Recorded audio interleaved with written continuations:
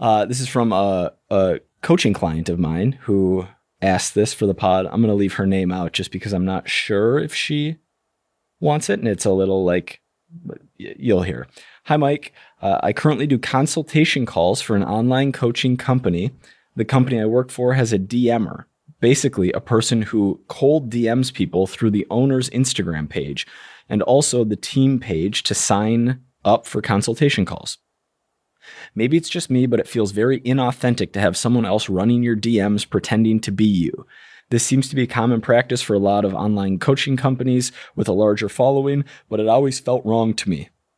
In addition, we advertise consultation calls as a no pressure call just for information, but now we have some sales training expert working with us to increase close rates and get credit card info on calls.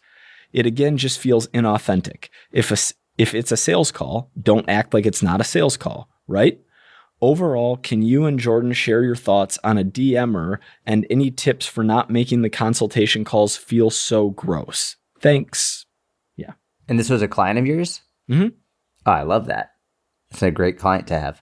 Yeah, it's funny. I was speaking at an event in Vegas 2 days ago, and someone asked me in the crowd, she asked, when you're like, she was basically like, do you handle your DMs, or like how many people on your team do DMs for you?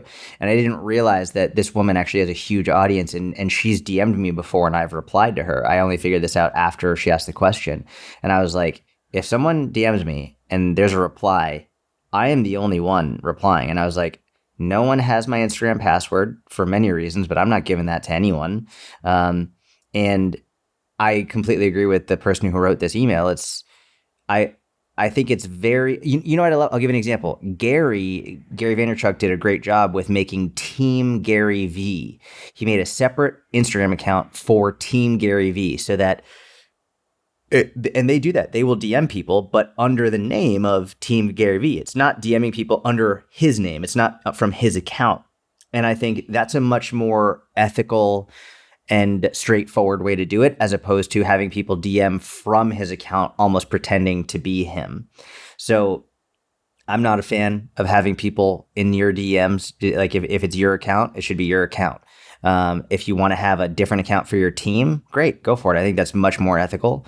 But then again, I could also say, like, who the fuck am I to talk about ethical? Because like we were talking about before this conversation, you know, we all like we essentially pick and choose our ethics, right? Or like which ethics we choose to follow. I know you're not going to like necessarily agree with that, but it's like, it's very easy to like, if someone's like, you know what, like, fine, I'm going to do my own thing, right? It's easy for me to say, I don't think you should do that. But then I might do something else that someone else says, well, I think that's unethical. And, you know, it's like, we all do unethical shit. But anyway, if it's up to me, you do not have someone else answering your DMs. I think there's nothing necessarily wrong with calling it a consult call. I think it's a little bit slimy and smarmy to like, they advertise it on the front end as a no pressure call, but then on the back end, they are paying a sales training consultant to help them close at a higher rate. The thing is, like, here's what I would say. It is a no pressure, like, they're not required to sign up. They're not paying for the call. And I don't have a real issue with that, to be very honest with you. Like, they're learning how to sell. It's a business, and like, they get on the phone. Hopefully that person will get something out of the call, and they didn't pay for it. They're not paying for that time. It's not like, hey, this is a no pressure call, but you've got to pay 50 or $100 to get on the phone with us. It's like, no, it's like, I don't see an issue with learning the skill of sales to then get them on the phone and then see if they want to buy from you. I don't have an issue with that. If they're saying, hey, this is not a sales call, we will not be selling you something, but then you are, well, that's the issue. But I don't have an issue with that part of it. The biggest issue I have is having people who are not you in your DMs pretending to be you.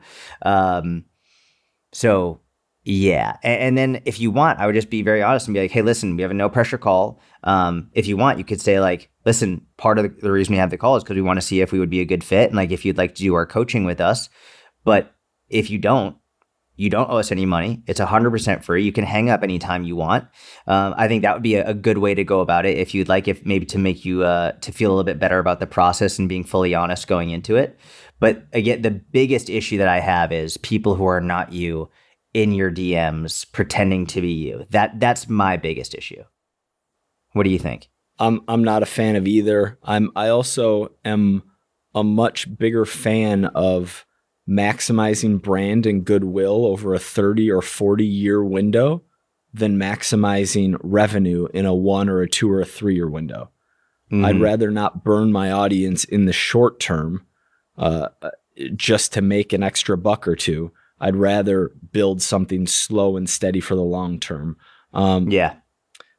So if someone else is going to be in the DMs other than the individual whose account it is, assuming it's not like a company, but a person, another strategy that could be used is have the person sign their name, right? So when Jordan's assistant is emailing from Jordan's account, she signs her name. She doesn't sign Jordan's name. She signs her name in those emails back and forth. Same thing in a DM situation. If it's someone else, that person can have, put a little dash their name at the end of the message, not pretend to be someone else.